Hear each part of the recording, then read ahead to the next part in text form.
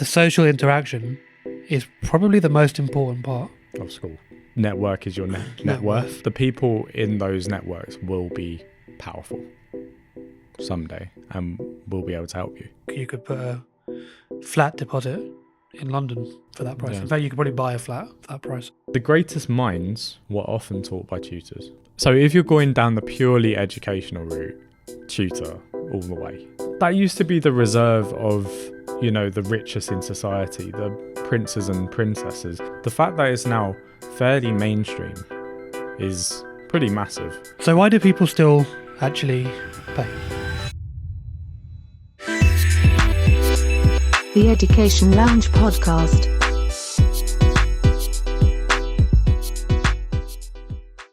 You've been investing for quite a long time, right? Yeah. How long have you been investing for? I'd say maybe 12 years. 12 years. So in that time, you probably had a lot of time for things to start to compound and... Yeah. I've only started, I think, during COVID.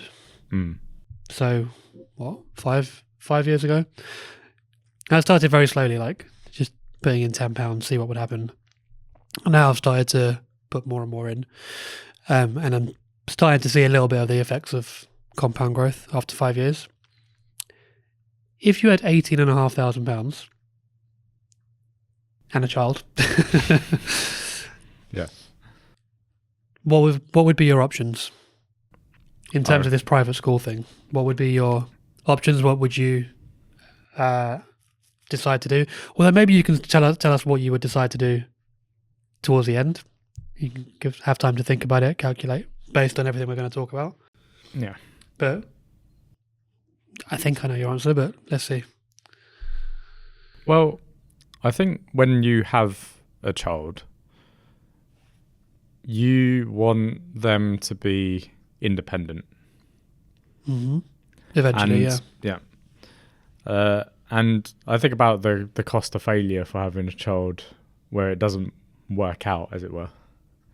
What do you mean? So if you have a child that ends up like not doing as well, not successful, there's a higher cost of failure to that. In that regard, you're putting your eggs in. What if you've got multiple children? Maybe it's less of a issue, but from an investor standpoint, I think parents have that in their mind a little bit, like somewhat unconsciously, that okay, this is my child. I'm going to invest a lot in my child because my child is, everything to me. And I think with independent schools, there is this sort of mental calculus going on because parents understand that it's an investment, but they also probably don't consider there might be other ways of investing in their child's future that could pay off in a big way too. But I don't think anything necessarily prepares. Very few things are so geared towards a child's growth than investing in their schooling. But if you invest that money into, say, a property or the stock market, which I think is a better investment, to be honest, in terms of how it grows over time. In terms of monetary value, yeah. Yeah. There's very few things like an independent school because it gives your child maybe the chance to be independent of, if they do better in the long run, if they have that network of people around them in the long run. Remember, network is your net worth. This is something I was going to come on to today, actually.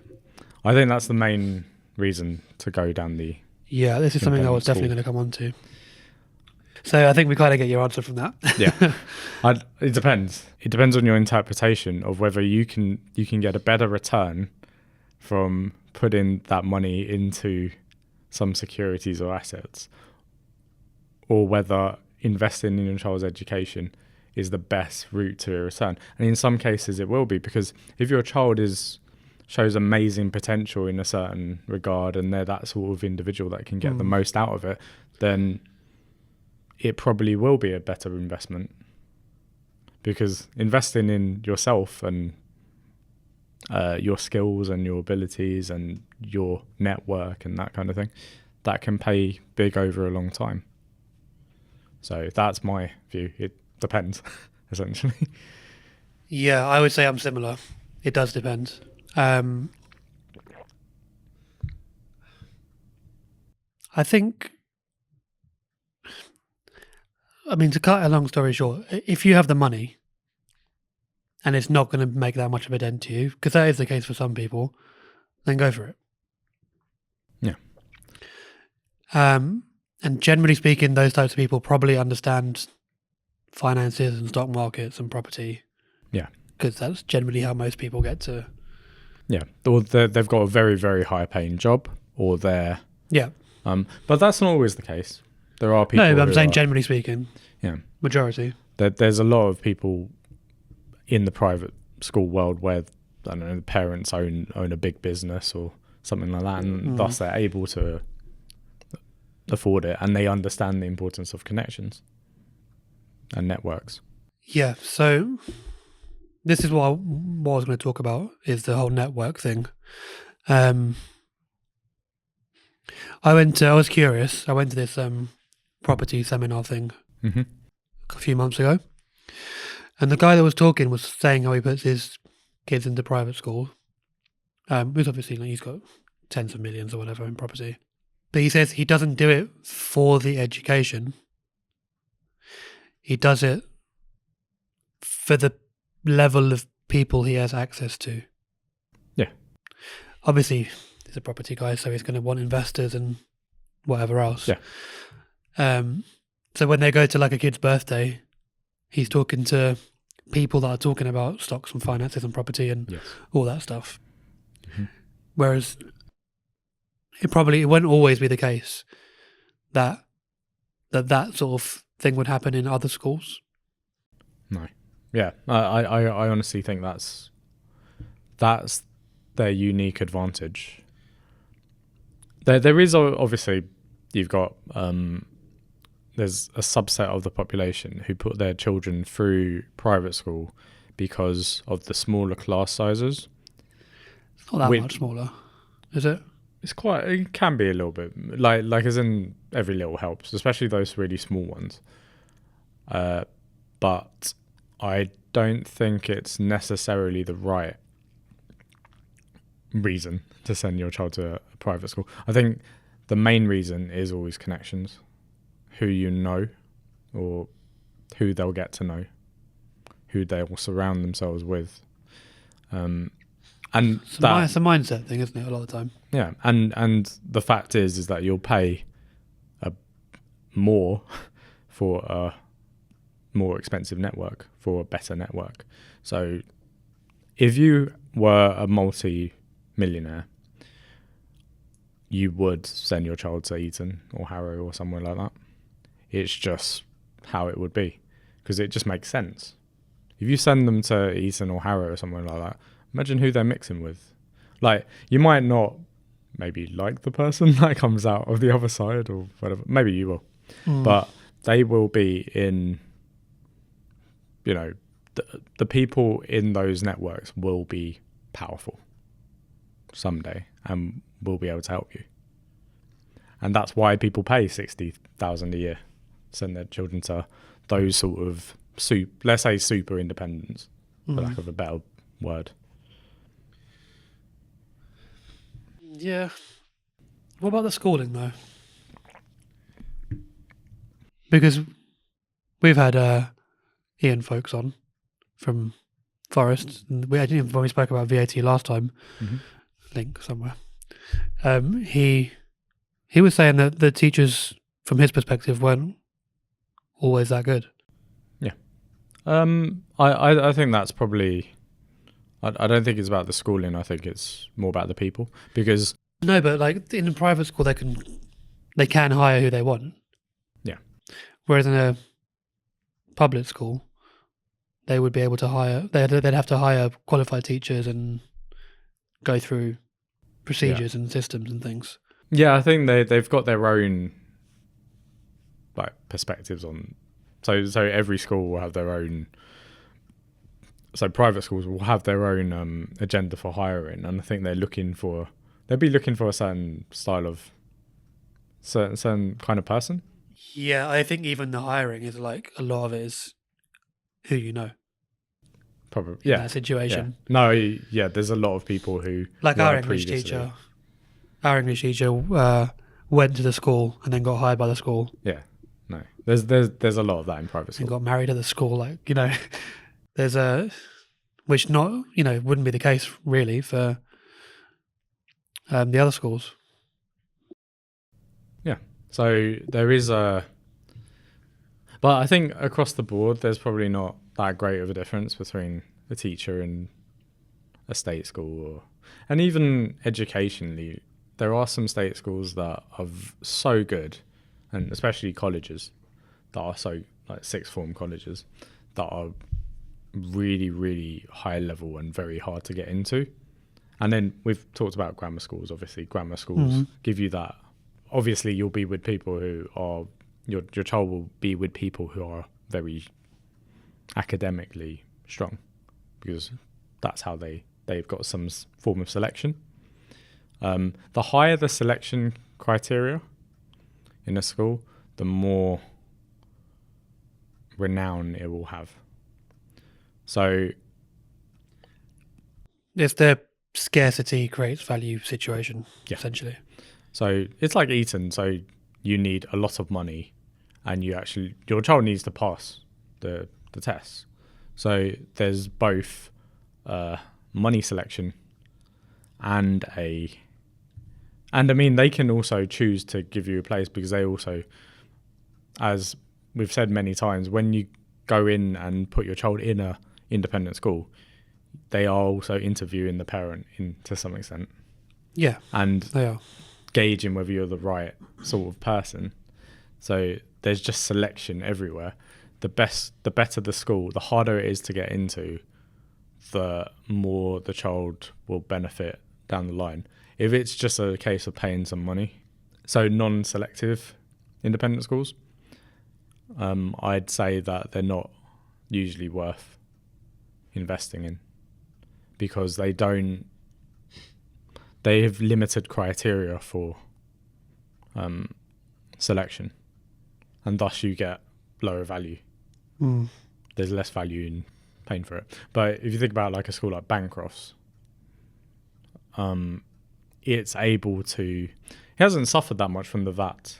So this is what I was going to talk about with Bancroft. So we've got a year 1 student going for 7+, and they're in St Albans, and they were looking to do Bancroft in year 3. And with this VAT thing, they're double thinking. What the start of year 2, or are they doing in-year entry? Are they trying to get into year 3, or they're doing 7+? Oh, so start of year 2. No, they go in year. You mean taking the exam there and then going in? Okay, yeah. The exam's in January of year 2. Yeah, but they go in year 3. Yeah. So they're looking to do 7+ to go into Bancroft from year 3 onwards up until GCSEs or maybe 6th form. I don't know. They're double thinking it now. Yeah, I know we've done an episode on the VAT thing. Yeah. They're thinking maybe they stay at St Albans until and then go for Bancroft at 11+. Yeah. And I think 11+ would be more competitive. But obviously it's also a money thing. It's 20% VAT. So what are your thoughts on that? And then does that change your initial choice at the beginning about investing versus private school fees? Well, I went to a state school before going to an independent school or private school. Yeah. And although there were quite a lot of negatives in state school, because it wasn't challenging for me. And that was probably the main reason why I went for selection, I suppose. But I also think it means that you you do mix with a wider variety of people. Right. Before schools. So I'd actually say it's not necessarily a bad thing to have your child maybe not in the same environment the entire time. Yeah. I mean, he's already at St Albans. He's already... Yeah. But at least it's like it is a different environment to Bancroft's. Yeah. But it's still a independent school. Yeah. But in terms of the 20%, because the jump for Bancroft fees is quite substantial. Yeah. Would that change your opinion on anything we've spoken about so far? Would it mean you would probably more likely to go down and stick it into a stocks and shares ISA for the child and give it to them when they turn 18? Or continue sending your child to St Albans and then put the difference into... Yeah. But if they had the difference... I think I would. Then if you had the difference, you'd be going to Bancroft. Yeah, I think I would. I think the overall benefit... Well, the argument for sending your child through 7+ is that it's easier to get in. And although I would generally agree with that, it could also be harder for some certain students because then they could might not have developed enough. Yeah, exactly. Yeah. 7+ is a bit of a weird thing because it is very challenging. It is very, very challenging because you've got to push students who probably aren't ready for like formal assessment and that sort of thing into formal assessments way before they're really ready for it. Yeah, especially if they're like summer babies. Yeah. That's quite at that age, those few months make a massive difference. So you've got to kind of look at your child, gauge whether, will getting at 7+ mean that they have some sort of, they've got an absolutely massive advantage and it wouldn't prevent them from being able to get in at 11+. So I think that's the main argument, get them in then. But I actually think having a different primary school transition to secondary school is actually a good thing. See, I didn't have that. Yeah, you just... Did St Albans and then Forest from year 3 to sixth form. Yeah. But I think sometimes you had a better relation because the way they did it at Forest, it used to be the triangle. No, wait a minute, diamond structure. So what do you mean? It was mixed that primary and then separate. The classes were separate. Yeah, but you mixed the break time. Yeah, but was that true at primary school? Yeah, it was an all boys class. Okay, but you had a lot more mixing, I think, probably. Yeah. I think it was good how we did a state school, but we had a class of like 40 kids, so probably not as much attention. No, ours was like low 20s. Yeah, so it was really, really different, and I did feel the level of sort of pastoral care from at Forest was really good, and that sort of attention was really good. But it worked for me. For me at that time in life, it was exactly what I needed. So it worked out in that sense. So I have a basic spreadsheet here. Annual contribution, and then 2 different levels, 5% or 7% rate. And if you're investing in, S&P 500 or something like that, you can probably up that to 9, 10 on a good day. And the number of years. So say you're in the school for how many years are we thinking? From year 3? We can do 2 different calculations. So I know the annual contribution is 18,000 for here, but I think Bancroft is more. So, do you know the Bancroft fees off the top of your head? It's probably pretty expensive by now. Like, it's probably more than the median. So that's the median, isn't it? 18,000. Is that that's per term, isn't it? Per term, excluding that, including that, so £8,000 a term. So it's more like 24 and a half. Yeah. That's excluding that? That one's including that. Including that. 8.1 times. So let's say Bancroft. So we've got 8.1, 5%, 7. And how many years? Let's say we do one that's from year 3 up to year 13. Yeah. So let's say 11 years. This says 14. Okay, so let's go for primary and secondary school. 11 years.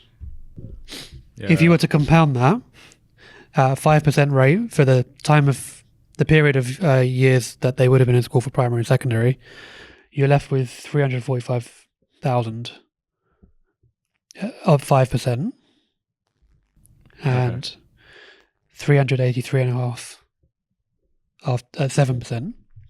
Now you could do one that is. You'll be able to buy a shoebox in London. Not in 11 years' time, you won't. Yeah.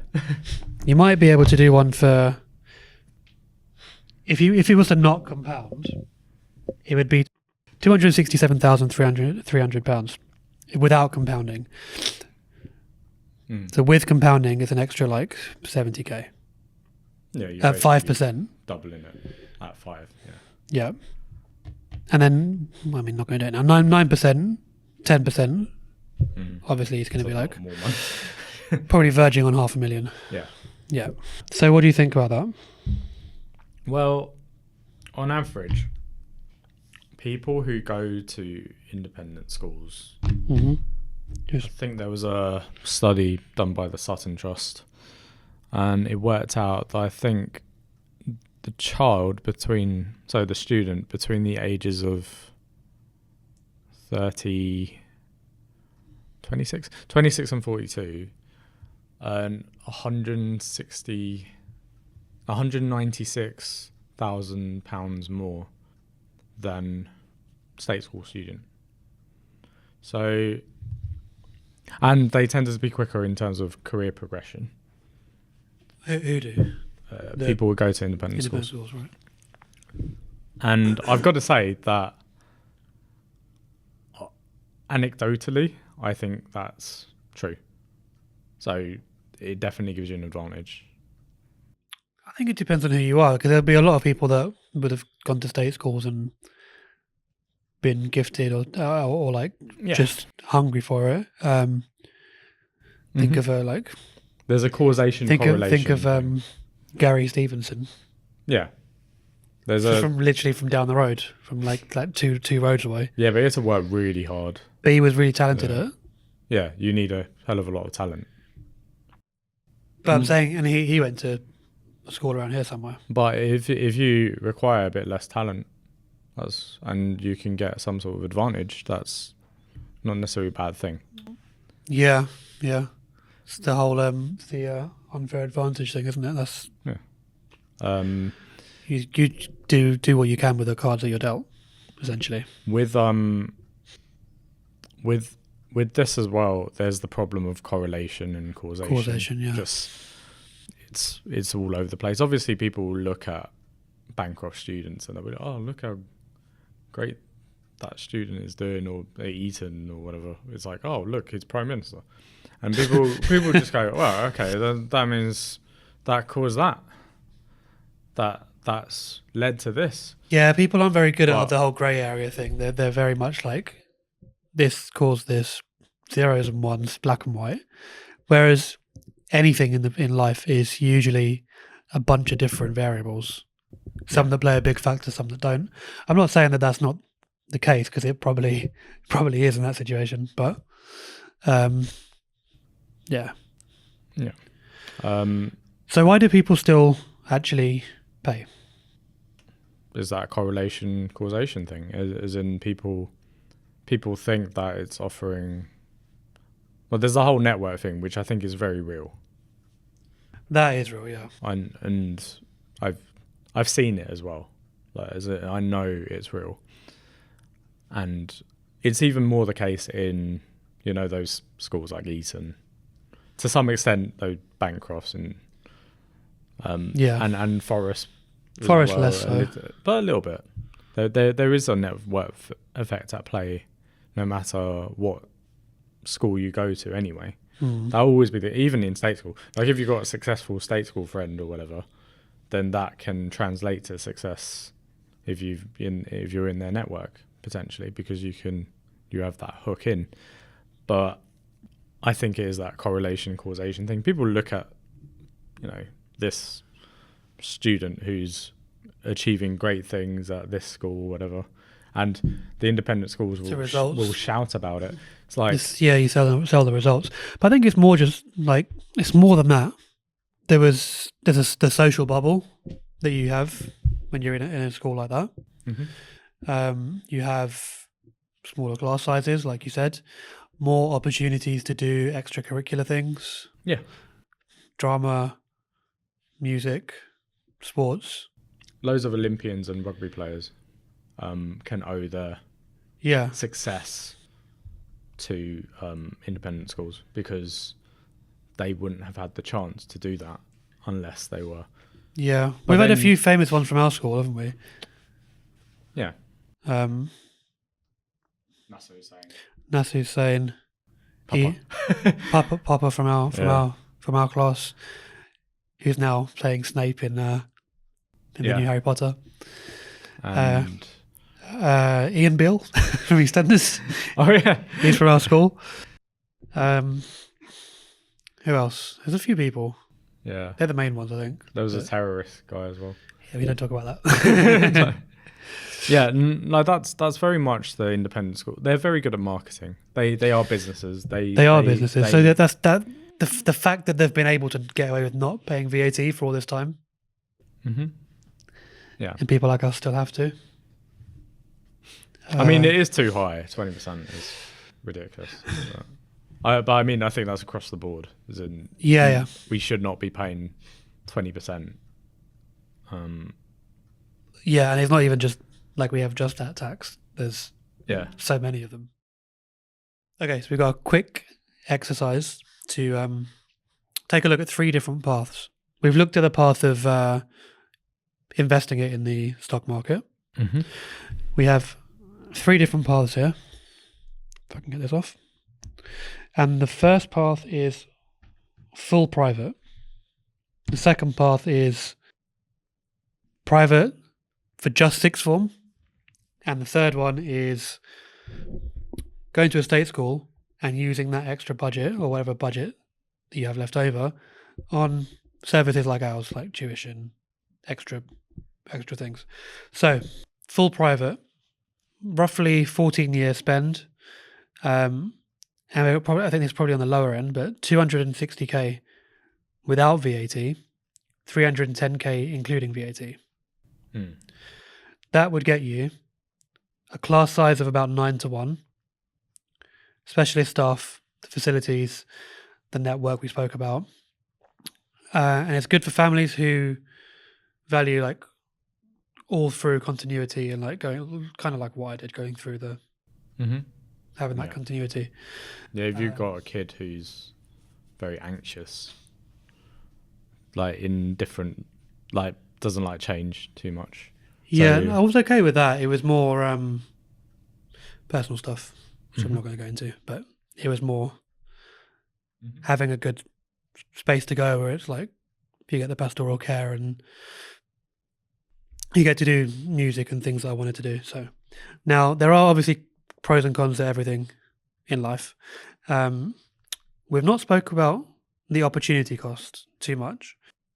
So the opportunity cost there would be, like you said, you could put a flat deposit in London for that price. Yeah. In fact, you could probably buy a flat for that price. Maybe in 14 years' time, it would probably be more like a deposit. But it's probably a shoebox in 14 years' time. Yeah, but that will arguably set you up or set your child up more, potentially. Yeah, there's the whole financial versus sort of their well-being and experience and intellect. And all that. Yeah. So what if we didn't do that? What if we went just to the sixth form? I think that's the best. That's the best way to do it. Yeah. In Well, a lot of cases. Well, if finances are an issue, generally, so it's not like you're throwing money in the wind.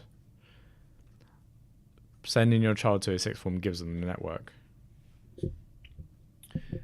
at the most crucial time when they need. I think the network is probably more crucial in primary, but for the parents, because you go to like sports days and you go to birthday parties and. Well, yeah, if you run a business and you have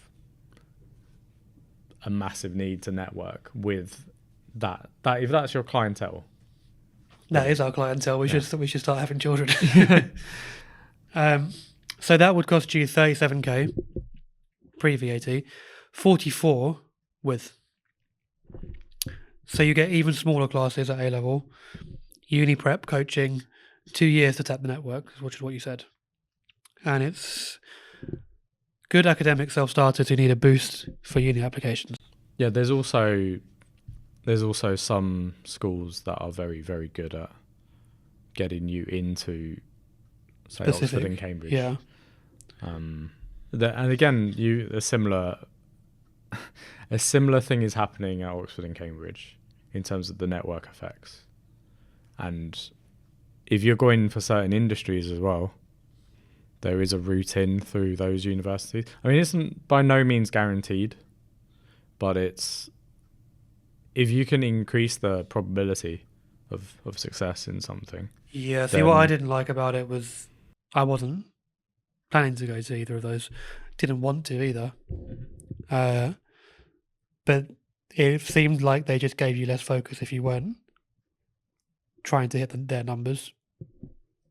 Yeah. I don't think I got any focus on what I wanted to do. Yeah, I missed the bus to go to Oxford. So that's just one of those things. As in, like I'd thought about going and applying, and then I didn't in the end, basically because first of all I wasn't really 100% sure. I think a lot of people who really want to go to Oxford and Cambridge, they really, really, really want to go. They've got a big desire to go. Yeah. And I couldn't say I had much of one. Whether or not I could get in, I don't know. Yeah. But well, for that route, sixth form route, there's limited time to settle. There's selective entry, so it's even more difficult to get in. And it's still not cheap. No. Is it? Yeah, it's not cheap, but it's cheaper. It's cheaper, but again, there's opportunity cost there as well. And then finally, the state school and the extras, tutoring and music or whatever else you may do outside of the state school. 4.7k a year for extra stuff, which is a 65k total, as opposed to 310. That will get you, apparently, weekly 2-hour bespoke tuition, 1.6k per year, after school sport and music activities and that sort of thing. Yeah. So I'm just going to run through the rest of it so we can continue. The pros is it's obviously more customizable. You don't have to do exactly what the school are telling you. If you prefer, you want to do more of this and less of that, you can tailor it to the kids' needs, interests and that sort of thing. They still get to network with their peers in those different activities. Like think about, the kids that go to gymnastics or the boys that go and do football on a Saturday or whatever. Yeah. There's still that parent network. And it frees up 14k a year to invest, which if we went back to the ROI sheet, can still compound that to get good results over 14 years, like 10%. And the cons, last thing, it requires the parent to work out all the logistics and that sort of stuff. Whereas if you're paying the school fees, they organise that for you, right? Your music is at this time, your sports is at that time. Yeah, it depends on the tuition centre though. I feel like that's less of a... No, not just the tuition centre, like tuition, and think about all the parents we have. They're like... Children, well, but I think parents always need to think about logistics, and that's their... But this is more so. They're going to have to do tuition drop-offs, football drop-offs, gymnastics, go over to karate, go over to... So, whereas a lot of that is covered inside independent schools. And again, there's no built-in network. You have to sort of go and create that yourself. And the tuition quality varies depending on where you go. Yeah. I think there's two massive things though there. I think the cost overall of going to a private school is much, much higher than the raw figures. And also, as I said earlier... That's just the fees. That's not instruments, uniform, books, bags... Trips, that sort of stuff. Yeah. If you think about it this way as well, you need to consider, obviously, the quality of independent school that you're going to, and then you pay more money. Same with tuition as well. Like it's less of a thing. But I think with the private school, it's so important if you're selecting a private school to go be ambitious with it. Otherwise, you might as well not. You know, you might as well do the tuition and the state school. That's a mixed best of both. Yeah, and to be honest, if you're looking purely for the academics, tuition is a million times better than school for your ability to personalize the class, like the teacher ratios, the content, all of it. And you know, and I think also that building that relationship as well. If you've got enough time with the student, you can have a stronger relationship and a longer relationship potentially with a tutor and a student. How many times have we've known students and they're like, oh, we don't have this physics teacher, or we don't have a chemistry teacher. Here every year. Yeah. All the time. Or, oh no, she's not, like the one teacher's been in, they've got supply and they've got another supply teacher and stuff like that. There's a lot of chaos in the system. I know that there's less in private school, but not always. Like, yeah, we had cover a few times. Yeah. You know. So if you're looking for that consistency of education, actually tuition is, and I've made this point like quite a few times, but to sort of students, and actually how lucky they are that they're having tuition, because that used to be the reserve of, you know, the richest in society, the princes and princesses. That wasn't something that people had. The fact that it's now fairly mainstream is pretty massive. Yeah. But as a child, as a kid, you don't really see that. I get it. Like if I was told to go Saturday morning, go to another class, I'd be like, are you joking? But obviously now you see it differently. Yeah. And the greatest minds were often taught by tutors. Like you think about who's someone really, really famous. The guy who invented the first computer, Charles Babbage. Yeah, Charles Babbage was privately tutored. I think Isaac Newton was privately tutored. All of these people were, like, if you think about like philosophers they all had mentors and tutors. That's how they learn. They learn from an individual. Yeah. So, like Marcus Aurelius learned from Aristotle. I remember. So that's something like that. Yeah, probably. So people, that can't be true. You got a Greek and a Roman. That's definitely not true. Yeah. Plato. So I can't remember the. But I mean, obviously Marcus Aurelius was an emperor, so he would have. And he was. He did have a mentor. Yeah, and he would have been a Stoic philosopher, probably. Yeah, but he got a lot of his ideas and thoughts from. Yeah. I can't remember who it is, but yeah. And I think that's. So if you're going down the purely educational route, tutor all the way. Yeah, I think like a lot of people do, there's the music school down the road. You've got us. You've got the music school. You've got the football across the road. You've got the karate place down there. Like, find what your child likes. try all of them, narrow it down, and then pick what they enjoy. Yeah, what they enjoy. Not what you want them to do, but what they enjoy. But education is always very important. So pick us first. I'm just going to read out some quotes from parents and why they sent their child to private schools, because I think, it's actual user data. Okay. Qualitative data. So I spent 2 years, so this is from Denise from Hitchin.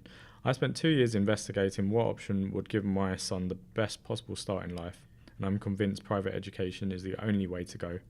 My son gets bored very easily, and then he gets lazy, and if he was in a class of 30, he simply wouldn't get the support he needs. That could be true. It depends on the child. If he's too far behind, or if he's too far ahead, then yes, he could get bored. I got bored. Yeah, he could get lost in the people in the 30-person class. Yeah, but it's nothing. Would you be able to get the same level with the third option with tuition and potentially? But that's fair enough if they're able to do that. I think a lot of it is just down to what the family is able to do and what the child needs. I think I've heard my mum say this, that she would be worried that I get into the wrong crowd in state school. Because I sort of, I was almost getting into the wrong crowd. Yeah, well, it happened to me in private school, so it doesn't make a difference, really. But as in, it's less bad, I suppose. No, you'd be surprised. I don't know. I don't think it was. Yeah, anyway. We were in different circles. Let's just... So I worked my fingers to the bone to send my daughter to private school. My academic success masked the emotional damage my state school did to me. That's just projection, though, isn't it? Yeah, I think so. But if she had a bad experience and didn't want her daughter to go through that bad experience and wanted better for her, then and then that's what she wants to spend her money on. Yeah, well, it's up to her. People are driven by their own neuroses. No, what's the quote? They're driven away from. They're either driven or they're dragged. So they're either like doing it out of fear, or out of just pure ambition. So in that case, it's out of fear. It's not necessarily a bad thing. It's just. I think it's not the best. I don't think it's necessarily the best mentality, because there are really good state schools that don't have that. Like, they're not going to scar you for life. Like. No, it's not. It's not. It's been made out as if it's like. It's not a logical, statement at all. No, it's an emotional statement. Mum's Net contributor.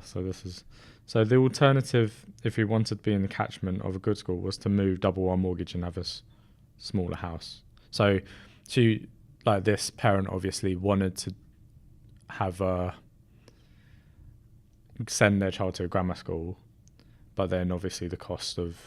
Well, there are practical. They're outside of catchment. Yeah. So you have to move house. Would you say double the mortgage and half the size of the house or something? Yeah. So, yeah, no, I get that. As in, I think the catchment thing is one of the hardest things. Jonathan, a chartered surveyor. My daughter goes to a private school, and I'm okay with VAT being added to the fees. So this is about VAT. Is it fair? No. Is it morally right? Yes. So you got people who are actually willing to pay. He's got a very good job, chartered surveyor. Is it fair? No. I think it is fair. Yeah. I'd say... They're a business. Yeah. I think, if anything, it's just too high. That's all. Like, the rate is so high. The thing is, the amount of money they're going to make, the government are going to make from doing that, it's not like they're going to be like, oh, okay, well, let's change the VAT threshold to 150k rather than 85. Yeah. They're not going to do that. They raise it from 80 to 85. There are some private schools that will close and probably have closed. But I'm saying, like, the extra money they're going to make, like, they're not going to reduce the VAT rate. They're not going to help small businesses like us to survive. It is fair, but it's not. I don't know. Just annoying. It's a value judgment at the end of the day. It's kind of people get a motive because it's about children and schooling. Yeah. But I'm saying purely from they're a business, we're a business, everyone on this road is a business. Why should we pay and they don't? It's not like they don't make profits. The profits are ridiculous. It depends on the school, but yeah. I think the bigger schools that are very selective, you can't say they don't make profit. They'll make a lot. The trouble is these schools, because of that, they'll probably make even more profit. Because then they can claim back their VAT expenses. And thus they'll have more money. Yeah, and all their staff will be PAYE, so they'll be able to claim that back as well. Printers. Yeah. If anything, they're actually making the establishment, like the people at Eton and stuff like that, richer with this move. It's kind of interesting. They're making them richer. They're making the government richer and the general population poorer.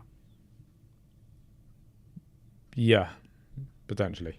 It's that transfer of wealth. People in the middle are either going to go like that or like that. Yeah. You're going to end up with two classes, top and bottom, that's it. This is why VAT's a very stupid tax. It's ingenious, but it's kind of a bit dumb. Anyway. Nelly. Interesting name, right? An NHS worker. I live with my mum and dad, so I can afford the fees. I put aside my desires of owning my own home, independence, a new car, and holiday, so my child has a good start. So you've got a good example of someone taking a massive sacrifice.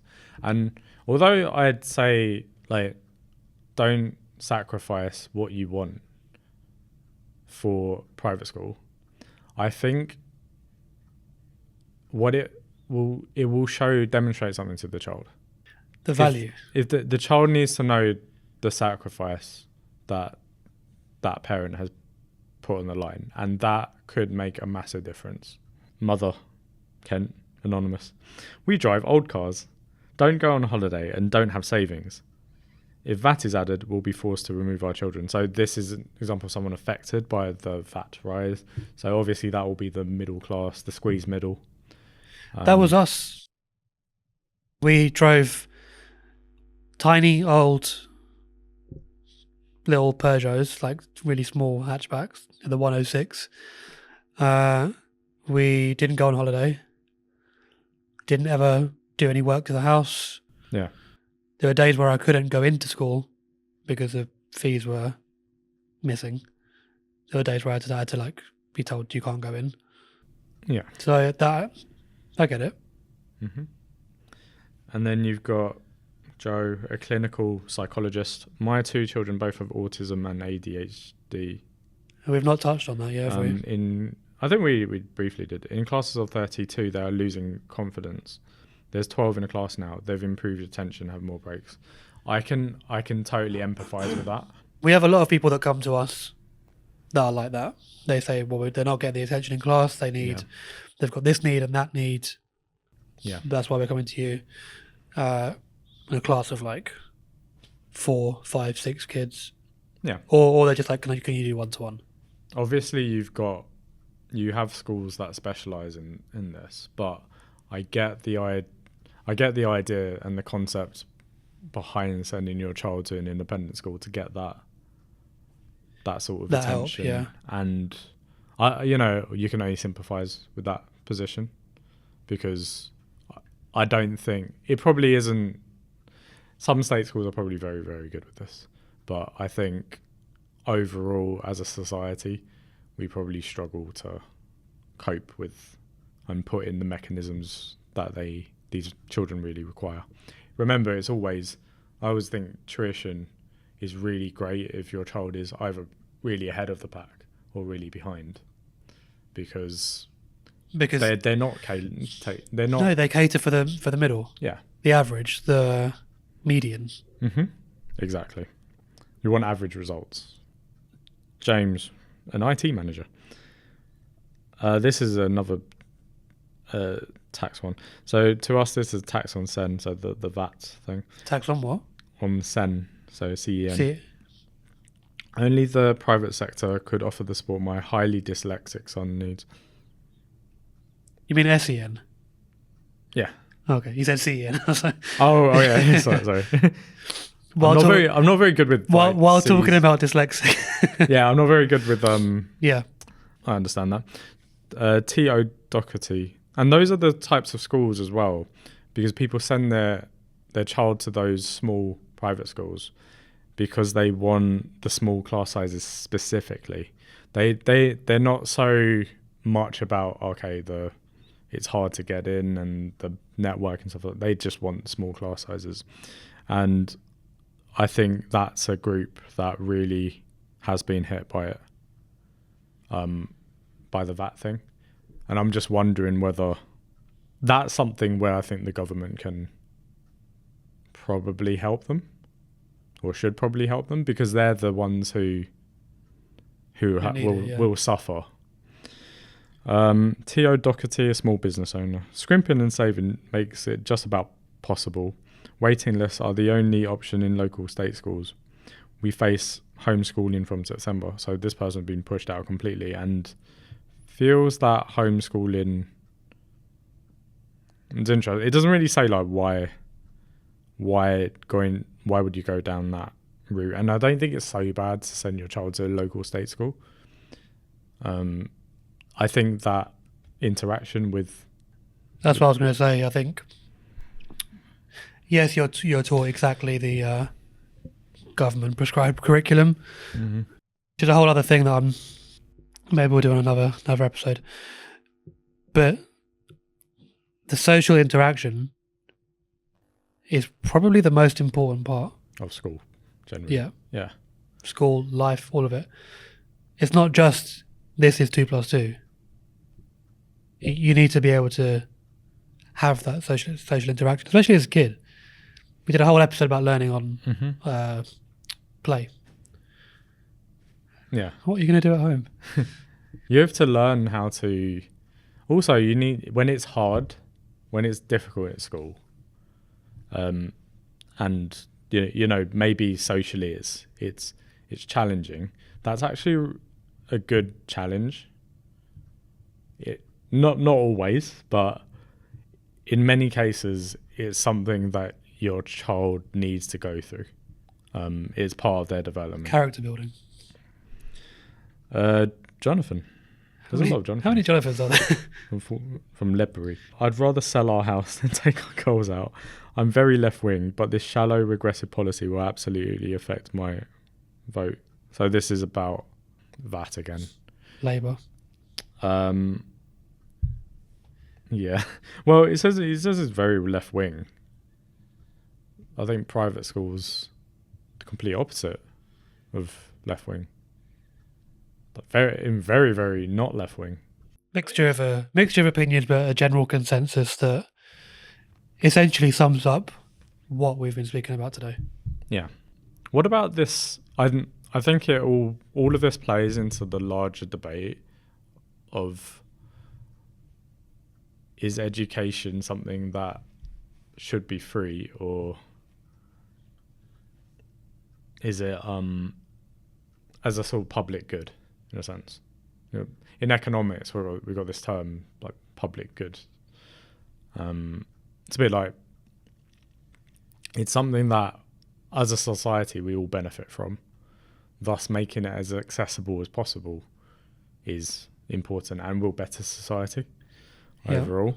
So should it be completely free, or should we be charging more for education because people underestimate its value in the long term? Well, there's the term people don't value free. Right? Yeah. So if you were to book a consultation with someone, I don't know, a design agency or whatever it is, if you were to book that for free, compared to if you were to pay £10 to reserve your spot, what do you think the attendance is? Yeah, you're more likely to show up to the one that you've paid for. You've put money on it, yeah. Yeah. People don't value free. So, yes, there's free schools. Yes, there's NHS, which actually, even though it's free, is probably very, very valued. Yeah. But I don't think it should stop people from like wanting to, charge for private schools or go to private schools. People have access to the NHS and they still go private. Mm-hmm. Yeah. Well, it shouldn't stop. It shouldn't stop people from doing those things. Or, and this is probably very controversial, but you could charge a nominal amount for your state schools. Well, it's already built into the tax system. It's just that people don't see it. That's the difference. People don't see it. If you were to reduce the tax, I don't know, like say just for easy figures, £100 a month, reduce everyone's tax bill by £100 a month, and everyone pays £100. It's labelled like school funding or whatever it is. It would be valued more. Even if it's the same amount going to school, the perception is different. And that's the difference. Yeah. Ibrahim brought up this very point when we were just talking about like people not seeing the value of the NHS because he's obviously a doctor. Yeah. And you can see him up there somewhere. Yeah. He was like, it wouldn't necessarily even take charging people. It's actually just making people aware of what things cost. Yep. Like if you go to a doctor's office, it should say like right there in front of people, this consultation costs this much. So people actually know. They've started to do that on the NHS text message thing, where you book a doctor's appointment. It's like, make sure you turn up because this cost the NHS £160 or whatever it is. And it says the figure. Yeah. But imagine going anywhere else. Imagine going to, I don't know, a restaurant. Mm-hmm. And you're like, okay, it's £249. And there's no breakdown of any of the services. Or you go get your car repaired. Mm-hmm. And there's not a breakdown of this part was installed, the labour was this much. Nope, it's just £2,500. Like, what other place gets away with that?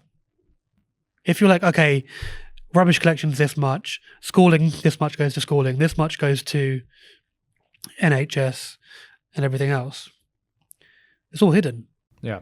I think transparency in spending generally is really important for especially public bodies because it's their money. Well, it's our money. Yeah. Like it's something that taxpayers have paid for and they should have a right to know what it's being spent and broken. And it should be itemized and broken down. This is where the trust goes because the money gets spent elsewhere. To be fair, in like for your council tax bill and stuff like that, things are sort of broken down, but not like really itemized. No, it's not an itemized bill. Yeah, but you learn like, okay, it's going up because of this, and it needs to pay for this. That's how do you know? It says it's not itemized. No, but it does. I mean, it says on my bill, like it says why it's gone up and it says why it's gone up. It doesn't say.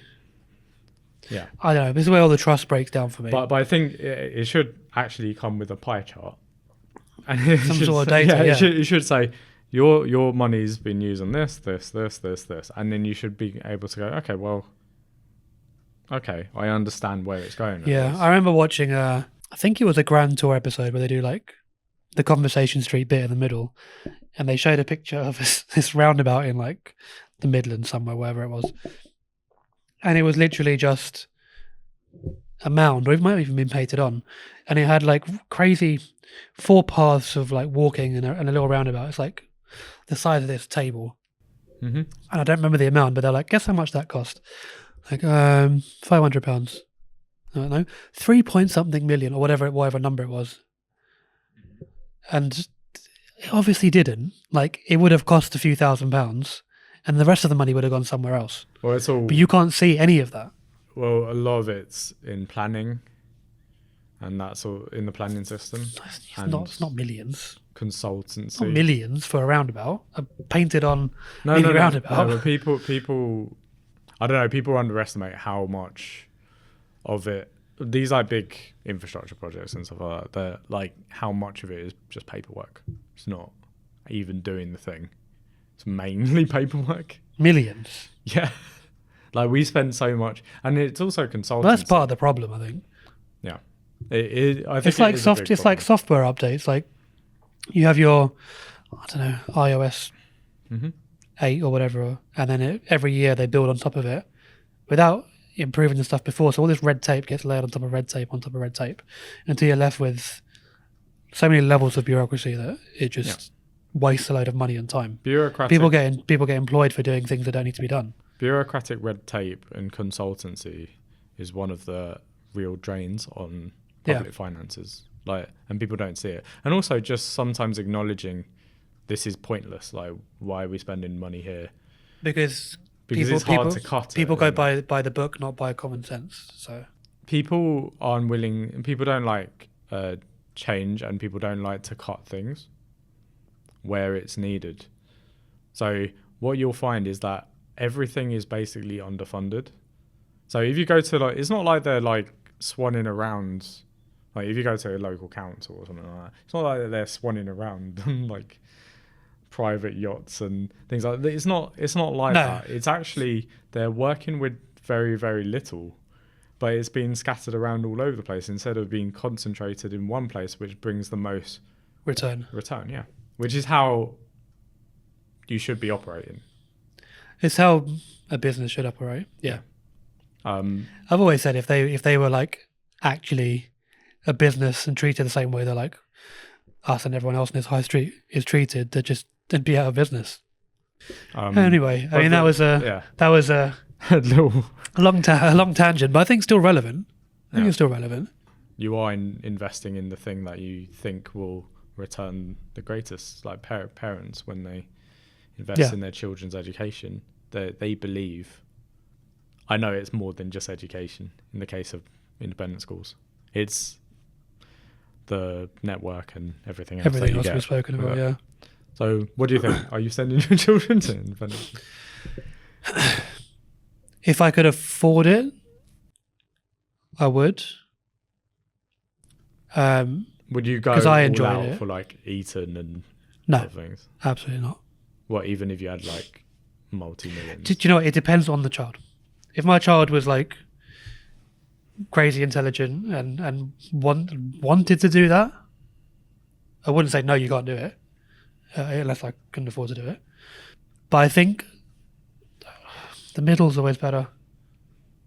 Just I would rather they went to Forest, Bancroft, or whatever, like that level. They get access to the network and everything else we spoke about. They don't have the pressures of Eton and Oxford and Cambridge, and that's that. Unless they wanted to. Unless they were that way inclined. I'd see what they enjoy and let them do that. I wouldn't force them down a specific route of this or that. Yeah, I mean, no matter what happens, I always think you need to go with your child's best interest, and you got to go with your child's personality. Yeah, it's like I wouldn't recommend a lot of if your child really, really struggles with numeracy, I wouldn't necessarily recommend that you send them to Bancroft. So it just depends. It depends on the child. It depends on the school and on your situation. But I wouldn't go without. I wouldn't like double my mortgage and not have a car and not do holidays. Because those are important. Those are important, yeah. If you're still watching at this point, you're probably interested in sending your child to an independent school or have already made that decision. In which case, we have just the course for you. If you go to the description, you'll see that there's a link for an independent school course, which is taking place in the Loughton and Seven Kings Centre from September. Yep. And it runs through to January when they take their exams. Although if you're City of London, you might want to apply to it through in person because they usually take it in December. Yeah, and you get an hour of interview practice. Yeah. 2 hours of class every week for maths and English, and you've got some reasoning in there. And a free one-to-one as well. Free one-to-one. Yeah. So link in the description to find out more. So thanks again for watching this month. If you are watching us on YouTube, let us know your thoughts on this topic down in the comments section below. And don't forget to like and subscribe. And if you are listening to us on Apple or on Spotify, don't forget to give us a follow and a rating. And we'll see you back here again next month.